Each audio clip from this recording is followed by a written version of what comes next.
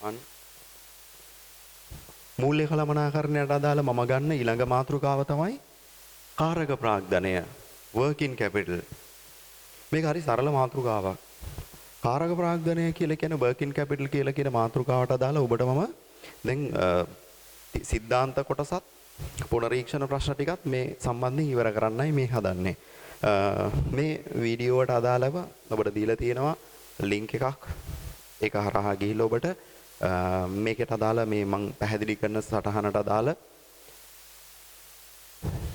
නිබන්ධනය download කරලා print out අරගෙන ඒකත් අතේ තියාගෙන මේ වැඩසටහනට සම්බන්ධ වුණා නම් වඩාත් ලේසි. මාතෘකාව කාරක ප්‍රාග්ධනය working capital. කාරක ප්‍රාග්ධනය කියලා කියන්නේ ඔබට මම සරල තේරෙන වචනයකින්ම කිව්වොත් ව්‍යාපාරයක එදිනදා කටයුතු පවත්වාගෙන යාමට අවශ්‍ය මුදල් ප්‍රමාණය. තොග මිලට ගැනීම, එදිනදා වියදම් පියවීම, ව්‍යාපාරික කෙටි කාලීන වියදම් බැඳීම් පියවීම. ඒ කියන්නේ ඒවර මේ ව්‍යාපාරයේ දිගු කාලීන ජංගම නොවන වත්කම් වල කරන ආයෝජන නොවන එදිනදා ව්‍යාපාරයක් ප්‍රශස්ත ලෙස පවත්වාගෙන යාමට අවශ්‍ය ව්‍යාපාරයේ සතුව පවතින මුදල් ප්‍රමාණයට කියනවා කාරක ප්‍රාග්ධනය කියලා. අපි සාමාන්‍යයෙන් ගෙදරක් ගත්තත් එදිනදා වියදම් ටිකකට මුදලක් අපි ගාව තියෙන. මිනිස්සෙක් ගත්තත් එදිනදා වියදම් වලට ගමන් බිමන් වලට පෙට්‍රල් ගන්න, කැම්ප් බීම් වලට, දරුවන්ගේ ස්කූල් ෆීස් වලට දැන් මුදලක් තියෙනවා. ඒ තමයි කාරක ප්‍රාග්ධනය. අදහසක් ගන්න මම කිව්වේ. ඊට මේ කේවල සාමි ව්‍යාපාරයක සිට මහා පරිමාණ ව්‍යාපාරයක් දක්වා යම් මුදලක් එදිනදා ව්‍යාපාර කටයුතු පවත්වාගෙන යාම සඳහා රඳව ගන්නවා. ඒ වගේම තමයි ව්‍යාපාරයේ එදින ඉක්මනින් මුදල් බවට පත් කරගත හැකි වත්කම් යම් ප්‍රමාණයක් තියා ගන්නවා. ඒතර අපි ගිණුම් කරන්නේදී පැහැදිලි කරන මූල්‍ය තත්ත්ව ප්‍රකාශයක ජංගම වත්කම් වල තියෙන මුදල්, ණය, ගැතියෝ, තොග ඒ වගේ දේවල් අපි විශ්වාස කරනවා ද්‍රවශීලතාව අනුව පෙළගස්වලා තියෙන.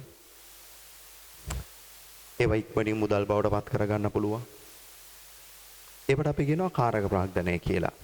ඒතකොට දැන් ඔබට මේ කාරක ප්‍රාග්ධනය කියන concept එක බොහොම සරල ඔලුවට ගන්න පුළුවන්.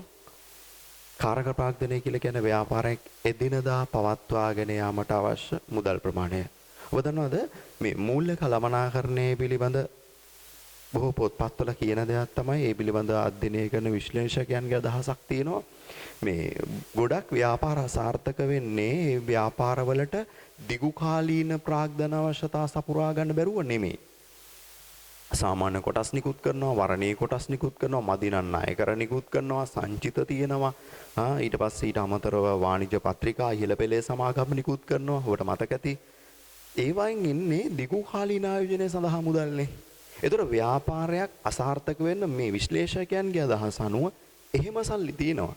හැබැයි ව්‍යාපාරයක් එදිනදා කරගෙන යන්න බැරුව, තමන්ගේ ණය හිමියන්ට ගෙවීම් පියවන්න බැරුව, එදිනදා වියදම් පියව ගන්න බැරුව, අවශ්‍ය තොග මිලට ගන්න බැරුව, ඌණ තොග තත්ත්වයක් නැති වෙලා තමයි ව්‍යාපාරය වැඩිම අසාර්ථක වෙන්නේ. ඒ කියන්නේ කාරක ප්‍රාග්ධන කළමනාකරණය මේක මැනේජ් කරගන්න එක, මේක කරගන්න බැරි වෙන එක ව්‍යාපාරයක් අසාර්ථක වීමට හේතුවක්. ඒ කියන්නේ කාරක ප්‍රාග්ධනය කියලා කියන්නේ ව්‍යාපාර හරියට අපේ ඇඟේ අර රුධිර සංසරණය අඛණ්ඩව නිරන්තරයෙන් පිළිවෙලකට යම් වේගයකට සිද්ධ වෙනවා වගේ කාරක ප්‍රාග්ධනය කියලා කියන්නේ ව්‍යාපාරයේ එදිනදා වියදම් පියවීමට අවශ්‍ය මුදල් ප්‍රවාහය එය නිසි ලෙස ව්‍යාපාරය තුල සංසරණය විය යුතුයි. ඒ තමයි කාරක ප්‍රාග්ධනය සංකල්පය පිළිබඳ ඔබ හඳුනාගත යුතු මූලික දේ. ඔබට මම දෙන අර මේ සම්බන්ධ දීපු නිබන්ධනයේ බොහොම පැහැදිලිව දක්වලා ඇති කාරක ප්‍රාග්ධනය පිළිබඳ හැඳින්වීම. එදිනදා ව්‍යාපාර කටයුතු පවත්වාගෙන යාමට අවශ්‍ය අරමුදල් ප්‍රමාණය. කාරක ප්‍රාග්ධනයේ ප්‍රධාන ස්වරූප දෙකක් තියෙනවා. එකක් දල කාරක ප්‍රාග්ධනය, අනෙක ශුද්ධ කාරක ප්‍රාග්ධනය. මේ ගැන පැහැදිලි කිරීමක් කරද්දී ඔබට මෙන්න මේ සටහන බොහොම සංක්ෂිප්තව තේරුම් ගන්න පුළුවන්. දල කාරක ප්‍රාග්ධනය කියලා කියන්නේ ව්‍යාපාරයක මූල්‍ය තත්ත්ව ප්‍රකාශයේ ජංගම වත්කම් කොටස. ශුද්ධ කාරක ප්‍රාග්ධනය කියලා කියන්නේ ජංගම වත්කම් වටිනාකමින් ජංගම වගකීම් වටිනාකම අඩු කළ පසු ලැබෙන අගය. ඔබට ඒ පිළිබඳ සටහනක්, ඒ පිළිබඳ පැහැදිලි කිරීමක් මේ සටහන් දෙකත් සහිතව ඊළඟ සටහනෙන් බලා ගන්න පුළුවන්. මම කාරක ප්‍රාග්ධනය සම්බන්ධයෙන් පළවෙනි ප්‍රශ්නේ අරගෙන තියෙනවා. බලන්න. මම පිළිතුරු කියවන්න වෙලාව ගන්නෑ. පළවෙනි ප්‍රශ්නේ ව්‍යාපාරයක කාරක ප්‍රාග්ධන ප්‍රමාණය තීරණය වීම කෙරෙහි බලපාන සාධක දක්වන්නලු. ඒ කියන්නේ ව්‍යාපාරයෙන් ව්‍යාපාරයට ඔබට පැහැදිලිව එක තේරෙනවනේ. දැන් කේවල ස්වාමි ව්‍යාපාරයකට අවශ්‍ය කාරක ප්‍රාග්ධන ප්‍රමාණය සමාගමකට අවශ්‍ය කාරක ප්‍රාග්ධන ප්‍රමාණය පොදු සමාගමකට අවශ්‍ය කාරක ප්‍රාග්ධනය එකිනෙකට වෙනස්. අනිත් එක තමයි අපි ගමු පොදු සමාගමක් කියලා. ඒ පොදු සමාගම යෙදෙන ව්‍යාපාර ශේෂ්ත්‍ර අනුව අවශ්‍ය කාරක ප්‍රාග්ධන එකිනෙකට වෙනස් වෙන්න පුළුවන් නේ. ඒතර කාරක ප්‍රාග්ධනය කියන එකේ වටිනාකම ව්‍යාපාරයෙන් ව්‍යාපාරයට සාපේක්ෂව එකිනෙකට වෙනස් වෙනවා. ඒක තීරණය කරන සාධක ඔබට මම ලයිස්තුවක් පහලින් දක්වලා තියෙනවා. හොඳින් ඒක අධ්‍යයනය කරන්න. ඊට පහලින් තියෙනවා විශේෂ සටහනක්. කියවන්න. ප්‍රමාණවත් කාරක ප්‍රාග්ධනයක් නොතිබුණහොත් ව්‍යාපාරයේ බුන්වත් වීමට අවකාශ තිබේ. කාරක ප්‍රාග්ධන අවශ්‍යතා ව්‍යාපාරයේ ස්වභාවය මත තීරණය වේ. ඒ ව්‍යාපාරයට ගැළපෙන ප්‍රශස්ත මට්ටමකින් කාරක ප්‍රාග්ධනයක් පවත්වා ගත යුතුය. මෙය ප්‍රමාණවත් ද්‍රවශීලතාවක් රඳවා ගැනීමක් ලෙසද හැඳින්වේ. ප්‍රශ්න අංක 2 කාරක ප්‍රාග්ධනය සම්බන්ධ. කියවන ප්‍රශ්නේ ව්‍යාපාරයක ප්‍රමාණවත් කාරක ප්‍රාග්ධනයක් නොමැති වීමේ අයහපත් ප්‍රතිඵල දක්වන්න. ඒ කියන්නේ අර මං කිව්ව අපි පැහැදිලි කරගත්තු අර එදිනදා වියදම් පියවීමට අවශ්‍ය ප්‍රාග්ධන ප්‍රමාණය මෙන්න මේ කාරක ප්‍රාග්ධනය ප්‍රශස්තව නොතිබුණොත් ඒකෙන් ඇති වෙන්න පුළුවන් අහිතකර ප්‍රතිඵල. එක චුට්ටක් පැහැදිලි කරගමු. ව්‍යාපාර කටයුතු අඩපණ වෙනවා. ඇයි? එදිනදා ව්‍යාපාර ඔපරේෂන්ස් මෙහෙයුම් කටයුතු කරගන්න බෑනේ. ඒතර ව්‍යාපාරය යන හිටින්න පුළුවන්. දෙක ව්‍යාපාරයේ සැලසුම් ක්‍රියාත්මක කළ නොහැකි වීම. ස්ථාවර වත්කම් භාවිතයට ගත නොහැකි වීම නඩත්තුව නොවන නිසා. ආකර්ෂණීය අවස්ථා ලබාගත නොහැකි වීම. පහ කෙටිකාලීන වගකීම් බේරුම් කිරීමට නොහැකි වීම නිසා ව්‍යාපාරයේ ප්‍රතිරූපයට හානි සිදුවීම. ව්‍යාපාරයේ වර්ධනය ඇන හිටීම. විශාල තොග එකවර මිලට ගත නොහැකි වීම නිසා වට්ටම් අහිමි වීම. නැහිමියන්ට ගෙවීම් ප්‍රමාද වීම නිසා ණය ගැනීමට නොහැකි වීම. වෙළඳ ණය පවා. ගනුදෙනුකරුවන්ට ණය පහසුකම් ලබා දීමට නොහැකි වීම. නව ව්‍යාපෘතිවල ආරම්භක කාරක ප්‍රාග්ධන අවශ්‍යතා සැපීමට අපහසු වීම. ඊළඟ මාතෘකා 2. කෙටි මාතෘකා 2. මම ඔබට පැහැදිලි කරා ඉස්සෙල්ලා නැවත කියනවා තුන්වෙනි වතාවට මම හිතන්නේ කාරක ප්‍රාග්ධනය කියලා කියන්නේ ව්‍යාපාරයේ එදිනදා වියදම් පියවීමට අවශ්‍ය එදිනදා ව්යාපාර කටයුතු පවත්වාගෙන යාමට අවශ්‍ය අරමුදල් ප්‍රමාණය. ඒක ව්‍යාපාරයේ ස්වභාවය අනුව වෙනස් වෙනවා. ව්‍යාපාරයේ විසින් නිගමනය කරන යම් වටිනාකමක් කාරක ප්‍රාග්ධනයේ ලෙස පවත්වාගත යුතුයි. මේකේ කොටස් දෙකක් වෙනවා. මේ කාරක ප්‍රාග්ධන ප්‍රමාණය සමහර වෙලාවට ව්‍යාපාරයේ තියෙන ඕන ප්‍රමාණයට වඩා ඇත්තටම ව්‍යාපාරයේ කාරක ප්‍රාග්ධනයේ ලක්ෂ 5යි තියෙන්න ඕනේ. ලක්ෂ 12ක් තියෙනවා. ලක්ෂ 7ක් වැඩි. අපි ඒකට කියන අතිරික්ත කාරක ප්‍රාග්ධනය. ඔබට එහෙම කියනකොට උසස් පෙළ ළමයෙකුට පැහැදිලි කාරක ප්‍රාග්ධනය කියන්නේ දිනදා වියදම් සඳහා ව්‍යාපාරයේ රඳවාගත යුතු මුදල් ප්‍රමාණය නම් ඒක ලක්ෂ 5යි නම් ලක්ෂ 12ක් තියාගෙන ඉන්නවා කියලා කියන්නේ ආවස්තික පිරිවැයකුත් තියෙනවා.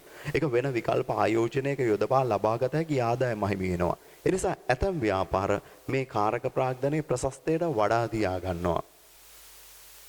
ඒක ව්‍යාපාරයේ පැත්තෙන් හොඳයි. නමුත් ඒකෙන් යම් අවාසි ව්‍යාපාරයට ලැබෙන්න තියෙන ප්‍රතිලාභ හිමි වෙන්න පුළුවන්. අපි ඒකට කියනවා අතිරික්ත කාරක ප්‍රාග්ධනයේ වැඩියෙන් තිබ්බොත්. ඒ වගේමයි සමහර ව්‍යාපාරිකයෝ තමන්ගේ මුදල් නිතර දිගු කාලීන ආයෝජන වලට යොදවනවනේ. එහෙම උදාහරණ ලංකාවේ සමාගම් වලටත් වෙලා තියෙනවා ඇතම් ගැටලු වලට මුහුණ දෙන්න වෙලා තියෙනවා. කාරක ප්‍රාග්ධනය ව්‍යාපාරයේ තියෙන ඕන ප්‍රමාණයට වඩා අඩුවෙන් තියාගෙන කාරක ප්‍රාග්ධනය අඩු කරලා දිගු කාලීන ආයෝජන සඳහා මුදල් යොදවුවොත් කාරක ප්‍රාග්ධනයේ තියෙන ඕන ප්‍රමාණයට වඩා අඩුවෙන් ප්‍රශස්ත කාරක ප්‍රාග්ධනය ලක්ෂ 5යි. හැබැයිවටම ව්‍යාපාරයේ තියෙන කාරක ප්‍රාග්ධනයේ ලෙස ලක්ෂ 2යි. එතන තියෙනවා අඩුවක්. ඒකට කියනවා ඌණ කාරක ප්‍රාග්ධනය කියලා. එතන තියෙන ෂෝටේජ් එක. අතන සර්ප්ලස් එක. කාරක ප්‍රාග්ධනයේ ස්වරූප දෙකක් තියෙනවා. එකක් තියෙන ඕන ප්‍රමාණයට වඩා වැඩි නම් අතිරික්ත කාරක ප්‍රාග්ධනයක් තියෙන ඕන ප්‍රමාණයට වඩා කාරක ප්‍රාග්ධනය අඩු නම් අපි ඒකට කියන ඌණ කාරක ප්‍රාග්ධනය කියලා. බොහොම සරලව පැහැදිලි කිරීමකුත් ඔබට මම නිබන්ධනය ඇතුළේ කරලා තියෙනවා. ප්‍රශ්න අංක 3. ව්‍යාපාරයක් සතුව අතිරික්ත කාරක ප්‍රාග්ධනයක් පවතී නම් එවැනි තත්වයකදී ව්යාපාරයකට ගත හැකි යෝග්‍ය ක්‍රියාමාර්ග දක්වන්න. දැනට තියෙන කාරක ප්‍රාග්ධන ප්‍රමාණය අතිරික්තයි වැඩි. පැහැදිලිනේ ඒක. එහෙනම් ගත හැකි ක්‍රියාමාර්ග 1. ඵලදායී කෙටි කාලීන ආයෝජන මාර්ගවල යෙදවීම. වර්ෂයකට අඩු කෙටි කාලීන ආයෝජනයක යෙදලා ඒ මුදල් ඉක්මනින් ලාභාංශ පොලි උපයන්න පුළුවන්. දෙක කෙටි කාලීන පිරිවැය ඉහළ අරමුදල් සැපයුම් පියවීම. පිරිවැය වැඩි පිරිවැයට ගත්තු ණය ව්‍යාපාරයේ බැඳීම් තියෙනවා නම් අතිරික්ත කාරක ප්‍රාග්ධනය යොදවලා ඒවා පියවන්න පුළුවන්. ඒතර ව්‍යාපාරයේ ස්ථාවරත්වයට ඒක වැදගත්. තුන්වෙනි එක වෙළඳ ණය කඩිනමින් පියවෙමින් සති දෙකට මාසයකට ගතු වෙළඳ ණය තියෙනවා ව්‍යාපාරයේ ඒවා ඉක්මනට පියවලා වට්ටම් ගන්න පුළුවන් ඉන්වොයිස් එකේ සඳහන් වෙච්ච. හතර මුදලට ද්‍රව්‍ය ලබා ගනිමින් අතිරික්තව කාරක ප්‍රාග්ධනය තියෙන ණයට වෙළඳ ණය සේල්ස් ක්‍රෙඩිට් ගන්න හොඳ නැහැ. ව්‍යාපාරයේ අතිරික්ත කාරක ප්‍රාග්ධනය තියෙන අවශ්‍ය මිලදී ගැනීම සැපයුම් කරුවන්ගෙන් මුදලට අත්පිට මුදලට කරනවා. එතකොට වාසි ගොඩක් බැඳීම් නැහැ වට්ටම් හම්බෙනවා. මුදලට ද්‍රව්‍ය ලබා ගැනීමෙන් විවිධ ප්‍රතිලාභ ලබා ගැනීම. පහ නියමිත වියදම් පියවා පරිපාලන වාසි ඇති කර ගැනීම. මේ කාරක ප්‍රාග්ධනයේ ආශ්‍රිතව තව මාතෘකාවක් අපිට විභාගවලදී හිම දකින්න හම්බෙලා තියෙනවා. මේ කාරක ප්‍රාග්ධනයට කියන තව විකල්ප නමක් මං දානවා. ඒ තමයි ද්‍රවශීලතාව. ඔබ දන්නවා ලික්විඩිටි එක කියන වචනේ. දැන් මේ දවස්වල බැංකු සම්බන්ධයෙන් විශේෂයෙන් මේ COVID-19 පැතිරීමත් එක්ක බැංකු සම්බන්ධයෙන් මහ බැංකුව කියන වචනය තමයි බැංකුවල ද්‍රවශීලතාව. බැංකුවල ද්‍රවශීලතාව කියලා කියන්නේ කාරක ප්‍රාග්ධනයේ මේ concept එක. ඒ කියන්නේ ව්‍යාපාරයක් කරගෙන යද්දී බැංකුවක්ම වෙන්න ඕනේ නැහැ. ඕනම ව්‍යාපාරයක් කරගෙන යද්දී මම මේ උදාහරණයකට මේ වචනේ මේ දවස්වල ඇහෙන නිසා බැංකුවල ද්‍රවශීලතාව. ද්‍රවශීලතාව කියලා කියන්නේ ව්‍යාපාරික දිනදා ව්‍යාපාරය පවත්වාගෙන යාමට අවශ්‍ය මුදල් ප්‍රමාණය කියන්නේ කාරක ප්‍රාග්ධනය. ව්‍යාපාරයේ ද්‍රවශීලතාව කියලා කියන්නේ ව්‍යාපාරයට තියෙන මේ කාරක ප්‍රාග්ධන හැකියාව. එදිනදා ව්‍යාපාරය පවත්වාගෙන යාමට අවශ්‍ය මුදල් සංචිත පවත්වාගෙන යාමේ හැකියාව. එතකොට කාරක ප්‍රාග්ධනයට අපි ආදේශ කරන විකල්ප වචනයක් තමයි ද්‍රවශීලතාව. මං ඊළඟට ගන්න මාතෘකාව මෙන්න මෙහෙම එකක්. ද්‍රවශීලතාව සහ ලාභදායීත්වය. ඒක වෙන්නේ මෙහෙමයි. පැහැදිලි කරගමු අපි. ද්‍රවශීලතාව කියලා කියන්නේ ව්‍යාපාරයේ සරල වචනකින් කිව්වොත් මුදල්මය හැකියාව. ද්‍රවශීලතාව වැඩිපුර ආරක්ෂා කරොත් ව්‍යාපාරයේ මුදල් තියෙනවා. අතිරික්ත කාරක ප්‍රාග්ධනය තියෙනවා. හැබැයි ව්‍යාපාරය ඇතුලේ මුදල් රඳව ගත්තොත් ලාභ ලබන්න බෑ. ද්‍රවශීලතාව අඩුවෙන් රඳව ගත්තොත් ඒ මුදල් ආයෝජනය කරලා ලාභ ලබන්න පුළුවන්. එහෙම කියනකොට පැහැදිලි නේද? අපි ඊළඟට ගන්න සංකල්ප දෙකක් මේ පැහැදිලි කරන්න හදන්නේ. ද්‍රවශීලතාව කියලා කියන්නේ ව්‍යාපාරයකට එදිනදා වියදම් බැඳීම් කෙටි කාලීන බැඳීම් වියදම් සඳහා මුහුණ දීමේ හැකියාව. ඊට පරස්පර වෙනවා සංකල්පයක් ලාභදායීත්වය. මූල්‍ය කළමනාකරණයේදී සිදුවිය යුතු එක අරමුණක්ලු ද්‍රවශීලතාව සහ ලාභදායීත්වය අතර තුලනයක් පවත්වා ගැනීම. එසේ නැතිනම් තව විදිහකට පැහැදිලි කරොත් ප්‍රශස්තකාරක ප්‍රාග්ධනයක් පවත්වාගෙන යාම. යම් ව්‍යාපාරයක ද්‍රවශීලතාව වැඩි නම් ද්‍රවශීලතාව වැඩි කරගත්තොත් ලාභදායීත්වය අඩු වෙනවා. ද්‍රවශීලතාව අඩු කළොත් ලාභ වැඩි වෙනවා. එතකොට මේ පරස්පර අරමුණු දෙක අතර තුලනයක් තියාගන්න ඕනේ. එහෙම බැරි වුණොත් ඒ ව්‍යාපාරය අසාර්ථකයි. ඒකට හේතුව තමයි දැන් බලන්න ද්‍රවශීලතාව වැඩි කරොත් ව්යාපාරයේ මුදල් හැකියාව වැඩි. සල්ලි ව්‍යාපාරය ඇතුලේ තියෙනවා. එතකොට ලාභ ලබන්න බෑ. ලාභ අඩු වෙනවා. ව්‍යාපාරයක ද්‍රවශීලතාව අඩුවෙන් තියාගත්තොත් ඒ කියන්නේ සල්ලි ව්‍යාපාරේ රඳව ගන්න ඒවා ආයෝජනය කරනවා. එතකොට ලාභ වැඩි. ලාභ වැඩි. හැබැයි මේ අරමුණු දෙකෙන් එක අන්තයකට වැඩිපුර ගියොත් ව්‍යාපාරය අසාර්ථක වෙන නිසා ද්‍රවශීලතාව සහ ලාභදායීත්වය තුලනයක් පවත්වා ගැනීම කියන සංකල්පය මූල්‍ය කළමනාකරුවෙක් හඳුනාගත යුතුයි. ඒ නිසා උසස් පෙළ කරන ළමෙක් ඔබ කාරක ප්‍රාග්ධනයේ ආශ්‍රිතව මාතෘකාව පැහැදිලි කරගෙන යද්දී මේ සංකල්ප දෙක ගැන දැනගන්නත් ඕනේ. මම ඔබට ඊළඟට දාලා තියෙන්නේ ද්‍රවශීලතාව හා ලාභදායීත්වය සම්බන්ධ සටහන. ඒක හොඳට කියවගෙන ප්‍රශ්න අංක 4ට එන්න. ප්‍රශ්නයක් අහනවා. ද්‍රවශීලතාව හා ලාභදායීත්වය එකිනෙකට වෙනස් අරමුණු දෙකකි. සාකච්ඡා කරන්න. අයි කියවන ප්‍රශ්නේ ද්‍රවශීලතාව හා ලාභදායීත්වය එකිනෙකට වෙනස් අරමුණු දෙකකි. සාකච්ඡා කරන්න. පැහැදිලිනේ? කෙටි සටහනක් තියෙන. ද්‍රවශීලතාව වැඩි වෙනකොට ලාභ අඩු වෙනවා. ද්‍රවශීලතාව අඩු කරගත්තොත් ලාභ වැඩි වෙනවා. හැබැයි ද්‍රවශීලතාව අඩුයි. එතකොට ව්‍යාපාරයට දෙපැත්තෙම අවදානමක් තියෙනවා. මේ දෙක අතර තුලනයක් පවත්වා ගත යුතුයි. ඒකයි ඔබ අවබෝධ කරගත යුත්තේ. පැහැදිලි කරනවා. ඊට පහලින් සටහන ප්‍රශ්නාංක 4. ප්‍රශ්නාංක 5. මුදල් වැඩිපුර රඳවාගෙන නොගත යුතුය.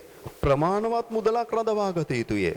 මුදල් වැඩිපුර රඳවා නොගත යුතුය. ප්‍රමාණවත් මුදලක් රඳවාගත යුතුය. ඒ කියන්නේ නැවතත් අපි අර මුලින් ඉගෙනගත්තු සංකල්පයට එන්නේ ප්‍රශස්ත කාරක ප්‍රාග්ධනය, ප්‍රශස්ත ද්‍රවශීලතාව, අතිරික්ත කාරක ප්‍රාග්ධනය එපා, ඌන කාරක ප්‍රාග්ධනයත් එපා. ප්‍රශස්ත කාරක ප්‍රාග්ධනයක් රඳවාගත යුතුයි. නැවත ප්‍රශ්නේ කියමු.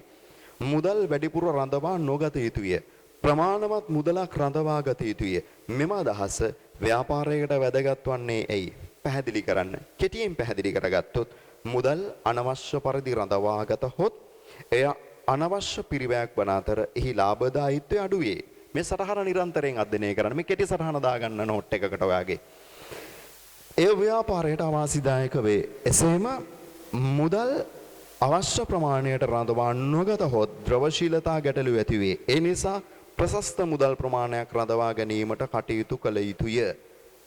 කාරක ප්‍රාග්ධනයට අදාළ ඔබට උසස් පෙළේදී විභාගයේදී නිර්මාණය කරන්න පුළුවන් ප්‍රශ්නයකට අදාළ මම සිද්ධාන්ත පැහැදිලි කිරීම කරා. ඒ මාතෘකාව පදනම් කරගෙන ඒ මාතෘකාව සිද්ධාන්තයේ විදිහට අරගෙන ඒ මාතෘකාව අරමුණු කරගෙන ප්‍රශ්න අහන්න පුළුවන් ඔබට විදි ක්‍රම මම පැහැදිලි කරලා දුන්නා. දැන් කාරක ප්‍රාග්ධනය සම්බන්ධයෙන් ඔබට අහන්න පුළුවන් විභාගයේ ආශ්‍රිතව අහන්න පුළුවන් ප්‍රශ්නයක් නිර්මාණය වෙන්න පුළුවන් සිද්ධාන්ත කොටසත් පුනරීක්ෂණ පන්තියකදී ඔබට උගන්විය යුතු කොටසත් එහෙම නැත්නම් විභාගයකදී ඔබගෙන් ප්‍රශ්නයකදී ඉලක්ක කරන දැනුමත් මං කාරක ප්‍රාග්ධනය කියන කොටසට අදාළව ආවරණය කරලා ඉවරයි. ඔබට නැවත කියනවා මේ විභාගයට හයි කියන්න බෑ මේ ප්‍රශ්න. මේ ජාතිය ප්‍රශ්න අහන්න පුළුවන්. ඔබ අවබෝධ කර ගැනීම සඳහා මේ වීඩියෝ හොඳින් පරීක්ෂා කරන්න, මේ කෙටි සටහන් පෙළ හොඳින් අධ්‍යයනය කරන්න, මේ අදහස් ටික ඔලුවට අරගෙන ඔය සටහන හොඳින් කියවන්න. මූල්‍ය කළමනාකරන අදාළ මූලික කොටස් දෙකක් මම දැන් මේ වෙනකොට අවසන් කරලා තියෙනවා. අපි ඉදිරි පුනරීක්ෂණ ඒකකයකදී නැවත මුණ ගැහෙමු. බොහොම ස්තුතියි.